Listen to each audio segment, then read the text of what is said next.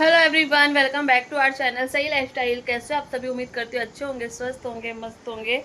गर्मी बहुत ज़्यादा भीषण गर्मी है और पंखे की आप हालत देख सकते हैं, बिल्कुल भी ज़रा भी फास्ट नहीं चल रहा। पता नहीं इसको क्या हो गया। ऊपर से सफ़ेद पंखा लिया है इन्होंने, हर 4 दिन में ख़राब होता है। उसको कितना साफ करो क्योंकि वो ख़राब ही होता रहता है। पूजा वगैरह सब कुछ हो गई है, खाना खाना बाकी है। आप लोगों से सोचा बातें करूँ, बहुत टाइम हो गया, व्लॉग नहीं आया था मेरा। शॉर्ट वीडियो आप सभी को कैसे लगे ज़रूर बताना। और शॉर्ट वीडियो में मैं जैसे तैयार हुई हूँ ना, तो कैसे दिख रही वो भी कमेंट करके ज़रूर बताना। और बहुत सारे लोग बता देंगे, कभी कभी मुझे लगता है कि मैं खुद इतनी ज़्यादा सुंदर दिखने लग जाती हूँ। क्या से जब तैयार होती हूँ तो मुझे लगता है मेरी नज़र मुझे लग जाती होगी। जब भी तैयार होके कुछ साड़ी वगैरह पहन के वीडियो बनाती हूँ ना, उसी रात में बीमार गिर जाती हूँ। अब पतिदेव बोलते हैं अब कितना मैं मिर्ची जलाऊं तेरे पीछे। तो क्या पता नहीं। मेरी मम्मी मुझे बोलती है कि मैं जब पैदा हुई थी ना, जब मैं छोटी थी ना, तब से ही मेरी पैदाइश शनिवार की है। तो मम्मी बोलती है कि जो शनिवार को पैदा होते हैं उनको बहुत ज़्यादा नज़र लगती है। क्या ये बात सच है? मुझे नहीं पता, आप लोग बताना अगर आप लोग को पता होगा तो मेरी मम्मी ये कहती है मुझे कि जब मैं छोटी थी तो बहुत हेल्दी थी, बहुत ज़्यादा हेल्दी थी। इतनी ज़्यादा हेल्दी थी कि अगर मेरे दादाजी जब थे तो वो मुझे जब खिलाते थे गोद में उठा के, तो हमेशा ये कहते थे कि ये इंसान का बच्चा नहीं है, ये हाथी का बच्चा है। हमेशा मुझे यही कहते थे कि ये हाथी का बच्चा है। सोचिए, अब मैंने भी मेरी बचपन की फोटोज तो है, मैं आपको ना इसमें शेयर कर दूंगी वीडियो में, देखना मैं कैसी दिख रही हूँ और मेरी मम्मी कितनी प्यारी दिख रही है इस वीडियो में। तो और मैं भी बहुत हेल्दी थी, सच में बहुत हेल्दी थी वो टाइम पे। जब मैं खुद देखती हूँ, हालांकि अभी भी मैं बहुत गोल मटोल हूँ, पर बचपन में भी बहुत गोल मटोल थी। तो मेरी मम्मी कहती थी कि जब थोड़ा सा भी तुझे टीका उका लगा दिया, काजल वजल लगा दिया और ऐसे बिठा दिया अच्छा कपड़ा पहना के, तो सब लेके भागते थे और हमेशा आओ तो बीमार। एक बार मम्मी बता रही थी कि मैं बचपन में इतनी ज़्यादा बीमार हो चुकी थी कि कोई तो बाहर की एक लेडी आई हुई थी, वो बोल रही थी मुझे अब एक बार आपकी बेटी को दे दो, एक बार उसको दे दो, मुझे लेना चाहती हूँ। मेरी मम्मी का मन नहीं मान रहा था देने के लिए, वो मतलब से ट्रस्ट नहीं होता है ना, तो तभी मम्मी ने दे दिया, बोले ऐसा ना उनको बुरा ना लगे करके। और उसके बाद में बोलती इतनी सुंदर बच्ची मैंने देखी नहीं है, इतनी सुंदर बच्ची देखी नहीं बचपन में, मतलब बता रही थी मम्मी। मैं कुछ 1 साल की 1.5 साल की थी, ऐसा कुछ था। फिर मम्मी बता रही थी कि उसके बाद जो मैं बीमार हुई, मैं बेहोश ही हो गई, पूरा आंख नहीं खुल रही थी, बुखार इतना ज़्यादा हो गया था। मम्मी सब दवाखाना लेके भाग रही थी, दवाखाने से कुछ आराम विराम नहीं हुआ। तो जो मेरे दादाजी के बड़े दादाजी हैं, उनके बड़े भाई, तो वो कैसे थे ना, वो बड़ी नज़र जो कहते ना, जो टोना बोलते, जो मुंह से पढ़ दिया जाता है, ऐसा कुछ तो बता रहे थे। तो बोलते बहुत बड़ी नज़र लगी हुई थी इसको। तब उन्होंने मतलब वो बड़ी नज़र ही उतारते थे वो टाइम पे, तो उन्होंने फिर उतारा, तब जाके मैं कुछ ठीक हुई थी। मेरी मम्मी बोलती थी मैं 3 दिन तक कुछ आँख ही नहीं खुल रही थी कि मतलब ऐसा क्या हो गया था मेरे को। तो ये जो नज़र और ये जो तैयार हो जाती हूँ जब मैं ना, तो ये बहुत पहले से चलते आ रहा है, इन शॉर्ट बचपन से ही चलते आ रहा है। तो अब क्या कर सकते हैं। तो खुद की तारीफ खुद से बहुत ज़्यादा ही होगी दोस्तों, ऐसा लग रहा है मुझे। कोई बात नहीं। ब्लॉग सोचती थी आज बनाने के लिए, फिर सोचती क्या ब्लॉग बनाऊँ, मेरे दर्शक लोग क्या ब्लॉग देखेंगे, आप लोग क्या देखना पसंद करेंगे। तो इसलिए ना आज मैं चाहती हूँ कि आप ही लोग खुद कमेंट करके बताइए कि मैं किस चीज़ के ऊपर से ब्लॉग बनाऊँ, या अपना डेली का रूटीन दिखाऊँ कि मैं क्या करती हूँ, कैसे दिन काटती हूँ एज अ हाउस वाइफ, कि मैं घर पे क्या क्या करती हूँ, या उसके अलावा भी आपको अगर कुछ देखना है तो वो भी कमेंट करके बताइए। पतिदेव जी यहाँ पे काम कर रहे हैं और आज बाहर के रूम में बैठे हो के अंदर के रूम में बहुत गर्म हो रहा है, पंखा चल नहीं रहा है और एसी हम पूरा दिन लगाते नहीं हैं। और ये रहा हमारा लकी बदमाश, कितना बड़ा होते जा रहा है। उसके लिए टब छोटा पड़ रहा है, अब टब जो है ना हमें उसको चेंज करना पड़ेगा, उसकी विदाई करनी पड़ेगी। और ये रही मैं पागल सी काली सी, चेहरा गर्मी में कितना काला हो चुका है यार, क्या करेंगे दोस्तों। गर्मी में मुँह पूरा झुलस जा रहा है, बहुत ज़्यादा बोर भी हो रहा है। तो मुझे ना बहुत लोग ये पूछ रहे थे कि आप सिमसा माता की पूजा कैसे करते हो, रोज़ डेली करते हो कि। अब जाहिर सी बात है, अगर मैंने उनकी फ़ोटो रखी हुई है तो मैं उनकी डेली ही पूजा करूँगी। तो आज मैं उसी के बारे में आप सबसे बताऊँगी और कुछ इंपॉर्टेंट बात भी आप सभी से करूँगी। तो इसलिए वीडियो स्किप मत कीजिएगा, वीडियो पूरा देखिएगा दोस्तों। तो दोस्तों मुझसे बहुत लोग कमेंट कर रहे थे कि आप सिमसा माता की पूजा कैसे करती हैं, मतलब आप जाके आई हैं तो उनकी सेवा वगैरह आप कैसे करते हैं। बहुत इजी है, कुछ भी बहुत बड़ा लॉजिक नहीं है। जैसे आप बाकी भगवान की पूजा करते हो वैसे ही आपको सिमसा माता की भी पूजा करनी है। बस आपको क्या करना है, उनकी एक कथा की जो किताब मिलती हमें वहाँ से मिली थी, तो वो क्या है, वो हर मंगलवार को मैं पढ़ती हूँ। मैं हर मंगलवार को पढ़ती हूँ, डेली नहीं पढ़ती हूँ। और उसी दिन आरती वगैरह भी मंगलवार शुक्रवार को कर लेती हूँ, और डेली बाकी जैसी पूजा है वैसे ही पूजा करती हूँ। और हो सकता है जैसे सफ़ेद पुष्प होते हैं, जैसे कि गजरा हम लोगों ने बोला ना, आप लोगों को पता होगा, फूलों की जो माला वगैरह होती है, तो वो सब चढ़ा दिया जाता है। और उनके पास एक पानी का मैं ना छोटा सा ना एक लोटा रखती हूँ भर के, तो वही लोटे का पानी जो रहता है ना वो मैं पीती हूँ। मैं आपको दिखा देती हूँ, एक मिनट कैसे मैंने रखा हुआ है।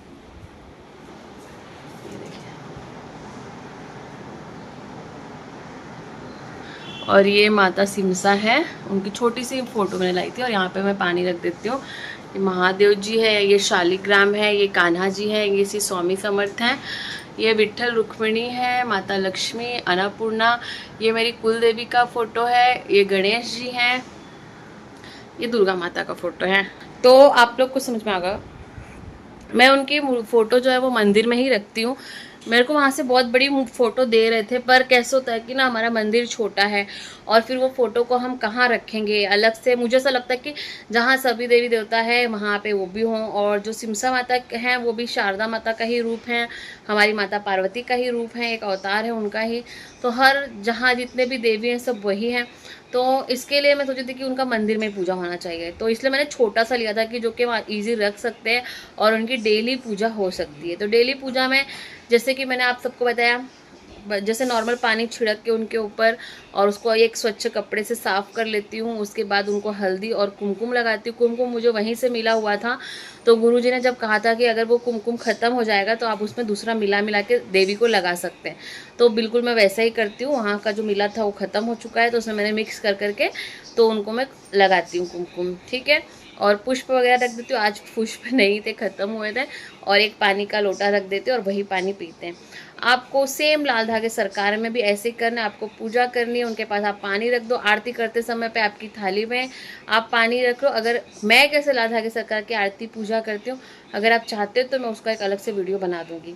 और सिमसा माता की मैं पूजा कैसे करती हूँ मंगलवार को, वो मेरे चैनल पे वीडियो है, आप जाओगे आप देखोगे तो आपको पता चल जाएगा। या लगे तो यहाँ पे देखिए आई बटन दिख रही होगी आपको ऊपर, तो वहाँ पे आपको मिल जाएगी, नहीं तो मैं डिस्क्रिप्शन में उसकी लिंक दे दूँगी। मेरे चैनल पे है, ज़्यादा मैंने उसके ऊपर वीडियो सिमसा माता में बनाई नहीं। उनकी आरती उनकी पूजा वगैरह मैं कैसे करती हूँ उसके ऊपर एक वीडियो है, आप चाहे तो जाके देख सकते हैं। और अगर नहीं तो मैं डिस्क्रिप्शन में उस वीडियो की लिंक दे दूँगी आप सभी को। जब मैं परसों लाइव आई थी, कल तो नहीं आ पाई थी लाइव, कल लाइव, हाँ कल कल क्यों नहीं आई थी, कल लाइट चला गया था हमारे यहाँ पे, और बारिश भी अचानक से बहुत ज़्यादा हो गई थी जिसकी वजह से लाइट चला गया था, इसलिए लाइव नहीं आ पाई थी। जो पीरियड था मेरा लाइव आने का लाइव वो चला गया था, और लाइट भी काफ़ी 4 घंटे के बाद आई थी, फिर मुझे बाकी भी काम करने थे, इसलिए कल मैं लाइव नहीं आ पाई थी। तो जब मैं उस लाइव में जब हम बातें कर रहे थे तो कुछ किसी का तो मुझे कमेंट आया था कि दीदी अब मेरा विश्वास टूट रहा है, अब मेरा विश्वास जो है ख़त्म हो रहा है, मुझे इन सब चीज़ों में अब मतलब पूजा पाठ करने का मन नहीं करता, लाल धागे सरकार का मतलब जो होता है पूजा करने का मन नहीं करता, या सिमसा माता की पूजा करने का मन नहीं करता। वो दोनों जगह शायद जाके आए हुए हैं। तो मैं आपसे इतना कहना चाहूँगी, मैंने लाइव में भी कहा था, यही तो हमारी खरी जो बोलते हैं ना, खरी परीक्षा यहीं से स्टार्ट होती है। क्या होता है ना कि भगवान है ना, जैसे बहुतों के मुंह से मैंने सुना है, मैं भी उसी में से एक हूँ, उस चीज़ को मुझे समझने में टाइम लग गया, पर अक्सर सब यही कहते हैं कि हम इतना अच्छा करते, इतनी पूजा पाठ करते, पर फिर भी हमारे साथ बुरा क्यों हो रहा है, हमारे साथ अच्छा क्यों नहीं होता है।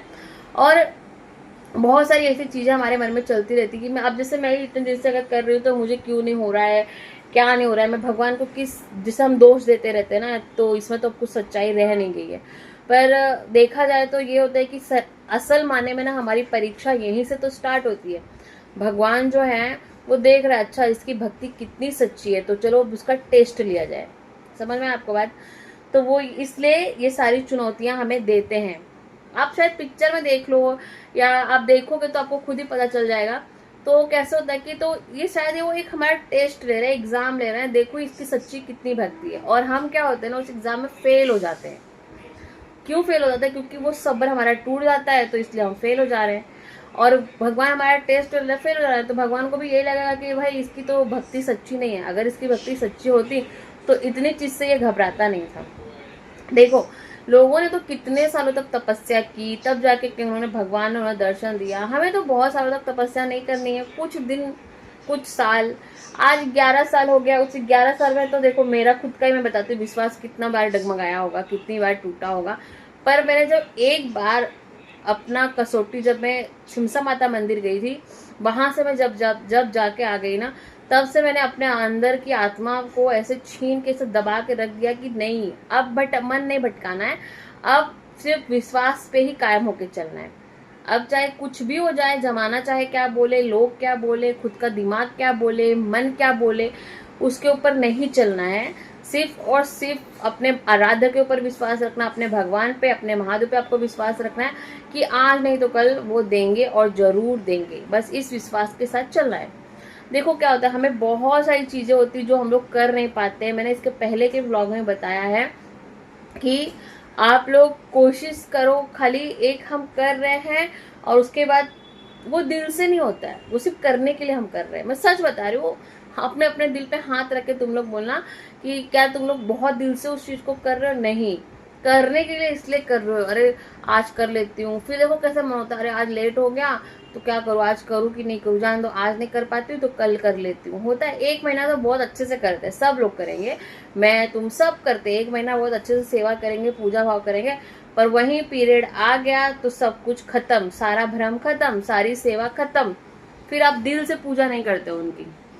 क्योंकि आपको ऐसा लगता है कि मैंने 1 महीना तो इतने मन से सेवा की और खत्म हो चुका, आ गया मुझे पीरियड, तो अब क्या, मतलब कुछ नहीं सच्चाई है इसमें, है ना। फिर उसके बाद आपका जो दिल है वो सच्ची पूजा नहीं करता है, सिर्फ वो आप करने के लिए करते हो। फिर कभी आप दीपक जलाओगे भी तो कभी नहीं जलाओगे, तो हम ऑप्शन ढूंढने लग जाते हैं दीपक न जलाने का। ऐसे बहुत सारी चीजें होती रहती हैं।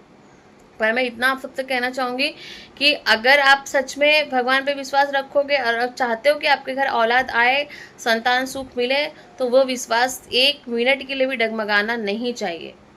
1 मिनट के लिए, मतलब खरा असली विश्वास क्या है आपके जीवन का, कि अगर आपको भगवान जी किसी रूप में आके दे रहे, ले जहर पी ले, तो उस जहर को आप ग्रहण कर ले रहे हो, वही आपका सबसे बड़ी परीक्षा समझो, वही है। तो ऐसा होता है। और हमारे मराठी में ना एक कहावत बोली जाती है कि हाथी गेला शेपूट रहेला, मतलब हाथी तो चली गई, बस अब कोई उसकी पूंछ रह गई। एक दरवाजे से बाहर निकलना था, तो उस दरवाजे से, दरवाजा छोटा था, एक समझे, एक मैं आपको एक स्टोरी के हिसाब से बता रही हूँ, तो उस छोटे से दरवाजे में उस हाथी को निकालना था, तो वो पूरी हाथी तो निकल चुकी है, बस उसका जो पूंछ है वही अटक गया है, वही निकल रहा है। तो सोचिए, जो आपके लाइफ की इतनी बड़ी प्रॉब्लम निकल चुकी है, सब कुछ खत्म हो गया, बस वो जो पूंछ है ना वो तकलीफ दे रही है। तो वो पूंछ भी अगर जब निकलेगी तो कितने आसानी से निकल जाएगी, एक झटके से निकल जाएगी। वैसे आपकी जो प्रॉब्लम है वो भी एक झटके में खत्म हो जाएगी। तो इसके लिए विश्वास दृढ़ रखो, सबसे पहली बात, विश्वास आपका डगमगाना नहीं चाहिए। और दूसरी बात, आप पूरे दिल से सेवा करो, आज नहीं तो कल आपको देखो होगा ही। और मैं आप सबसे बता देना चाहती हूँ, अगर समझिए आप लोग को कुछ प्रॉब्लम है, बहुत लोग मुझे कमेंट करते हैं मेरा ओव्यूलेशन नहीं हो रहा है, मेरा ट्यूब का प्रॉब्लम है, मेरा ये प्रॉब्लम है, तो ये देखिए, इसमें तो आपको भगवान पे विश्वास रखना है, पर साथ ही साथ आपको इलाज भी करवाना है उसको। अगर आपको समझो ट्यूब ब्लॉकेज है, अगर ऐसा कुछ प्रॉब्लम है, तो आप हाथ पे हाथ रख के तो कुछ नहीं कर सकते ना, आपको डॉक्टर के पास उसका प्रॉपर ट्रीटमेंट लेना पड़ेगा। किसी, अगर नहीं आपको एलोपैथी में हो रहा है तो आयुर्वेदा सेंटर जाइए, आयुर्वेदिक डॉक्टरों के पास इलाज कराइए, मतलब ऐसे किसी की जाइए जिससे आपकी ट्यूब खुले, सब चीज़ें अच्छे से हो जाए। पहले आपके शरीर को ठीक कीजिए, मैं बार बार बोल रही हूँ, पहले हम लोग अपने आप को फिट करेंगे। हम भगवान को दोष बाद में देंगे, दुनिया वालों को दोष बाद में देंगे कि वो डॉक्टर ने हमारे साथ ऐसा किया, पर जो डॉक्टर लोग तो भाई भाई बैठे जो भी है, बट लेकिन हमें सबसे पहले अपने आप को ठीक करना है कि हम कितने फिट हैं। खुद आप चेक करो कि आप कितने फिट हो। आप हो फिट?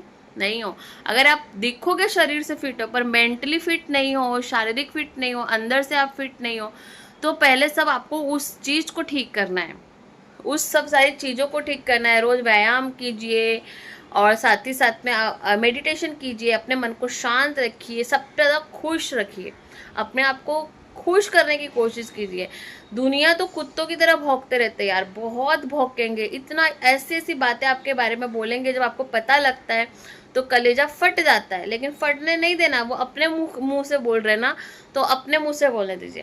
पहले मुझे भी इस चीज़ की बहुत तकलीफ होती, फिर मैंने प्रेमानंद गुरु जी को सुना और उन्होंने इतनी बड़ी बात कही उसे कि जो लोग हमारी निंदा करते हैं, हमारी बुराई करते हैं, तो वो हमारे पाप को नष्ट करते हैं, हमारे मतलब जो हमें उल्टा सीधा बोलते हैं वो हमारे पाप को काट रहे हैं और अपना पाप बढ़ा रहे हैं। तो अरे हमें तो खुश होना चाहिए, हमें खुश होना चाहिए कि चलो हमारे पाप तो कट रहे और वो अपने पाप बढ़ा रहे हैं, तो बहुत अच्छी बात है भाई, हमारी बुराई करो। मैं तो खुद बोलती हूँ, जिसको मेरे बारे में उल्टा सीधा बोलना है बोलो, इतना बोलो कि मेरे सारे पाप कट जाएं और मैं जीवन में सुखी हो जाऊँ। और शायद उनके ही बुराइयों से, उनकी जो मेरे बारे में बुराइयां करते हैं जो लोग, तो उनकी बुराइयों से शायद मैं अब अच्छी चल रही हूँ ना, अच्छी चल रही हूँ। मेरे जीवन में भगवान के जैसा टचवुड कोई तकलीफ नहीं है। बस हाँ, मेरे को शारीरिक तकलीफें बहुत है, शारीरिक तकलीफें, मानसिक तकलीफें, क्योंकि अंदर से जो हमारे विचार होते हैं उनको जब हम खाली नहीं करेंगे। अब जैसे यही, अब देखो 4 दिन फिर बीमार हो गई, मतलब कहीं ना मेरी बॉडी इतनी कमजोर है कि बस मौसम बदल गया और मैं बीमार हो गई, इसका मतलब मैं फिट ही नहीं हूँ ना बिल्कुल भी। तो सबसे पहले मुझे खुद को फिट करना है, और मैंने हमेशा बोला है कि मैं अपने आप को जब तक फिट नहीं करूँगी तब तक तो मैं किसी को नहीं बोल सकती कि क्यों क्या कैसे। पहले अपने आप को फिट कीजिए, अपने मतलब आपके मानसिक जो स्थिति है उसको स्थिर कीजिए। वो कैसे स्थिर होगी? सिर्फ और सिर्फ भगवान की पूजा पाठ से। आप कोई भी किताब पढ़ना चालू कर दीजिए, आपका मन है ना, दूसरा तो छोड़ दिए, भागवत गीता लेकर आ जाइए, उसको पढ़िए। उसको अगर आप नहीं पढ़ सकते कोई अच्छी किताब पढ़िए, कोई स्टोरीज की किताब पढ़िए, जिससे आपका मन है ना जो वो शांत रहेगा और एक जगह पे रहेगा। लोगों की बातों पे ध्यान मत दीजिए, लोग तो बोलते ही रहेंगे। वो गाना है ना, कुछ तो लोग कहेंगे, लोगों का काम है कहना। तो भाई ये वो दुनिया है जहाँ सीता माता को भी मतलब लोगों ने नहीं छोड़ा था, इतनी पवित्र नारी, उसके ऊपर भी आरोप लग चुके थे, उन्हें भी अग्नि परीक्षा देनी पड़ी थी। हम तो बहुत आम लोग हैं भाई, कुछ भी नहीं हो सकता है इस जीवन में। इसलिए हैप्पी रहिए, खुश रहिए, और प्लीज़ कमेंट करके मुझे बताइएगा कि मैं कल से अपना डेली ब्लॉग लेके आऊँ। डेली रूटीन मतलब पूरा दिन में क्या करती हूँ उसके ऊपर वीडियो बनाऊँ या कुछ अलग वीडियो और शॉर्ट वीडियो आप सबको कैसी लग रही कमेंट करके ज़रूर बताइएगा। चलिए मिलते हैं नेक्स्ट व्लॉग में, और इसी तरह से अपना प्यार मुझे देते रहिएगा। Bye bye everyone. और यस, चैनल पे आप नए हैं तो प्लीज़ लाइक, सब्सक्राइब, शेयर करना ना भूलिए। अरे यार शेयर कीजिए, तब लोगों, जो बाकी लोग बेचारे टेंशन में, कम से कम मेरी वीडियो देख के उनको शांति तो मिलेगी। Bye bye.